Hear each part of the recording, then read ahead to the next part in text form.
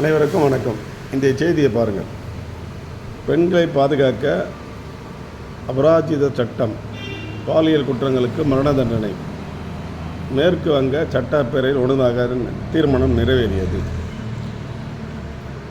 இப்படிப்பட்ட செய்திகளை கேட்கும்போது என் அறிவுக்கு நான் தான் இதனால் வரையில் முட்டாளாக உரையாற்றி கொண்டிருந்தேன் என்று தெரிகிறது. ஒரு சட்டத்தை இயற்ற மாநில அரசுகளுக்கு உரிமை உண்டு என்றால் இத்தனை காலம் என்ன செய்து கொண்டிருக்கிறார்கள்? பாலியல் குற்றங்கள் மட்டுமல்ல, கொலை குற்றங்கள், சரித்திர பதிவேடு குற்றங்கள், இவர்களை தண்டிக்க மாநில அரசுகளை சட்டமன்றத்தை கூட்டி நிறைவேற்றலாமே.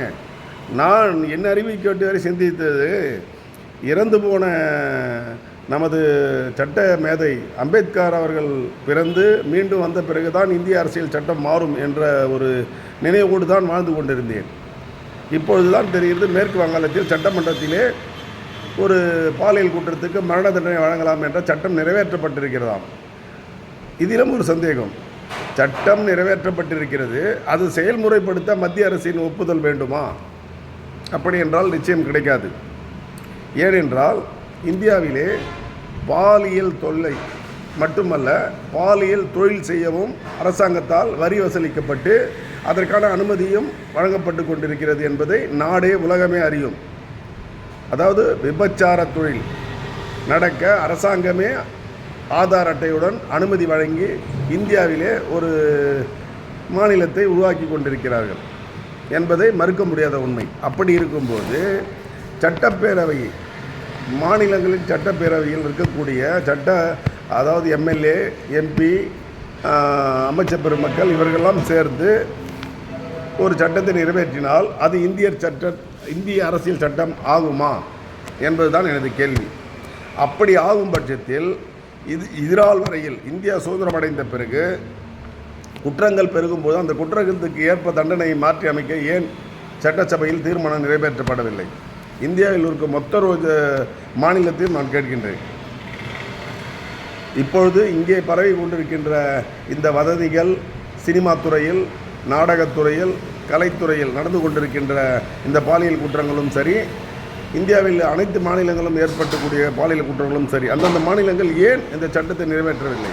அந்த சட்டத்தை நிறைவேற்றி ஒப்புதலுக்காக மத்திய அரசிடம் அனுமதி பெற வேண்டும். மத்திய அரசு நிச்சயம் அனுமதி கொடுக்காது. கவர்னரிடம் சமர்ப்பித்து கவர்னர் அனுப்பி பிறகு அனுப்பித்து ஆயில் முடிந்துவிடும். அது நடக்காது.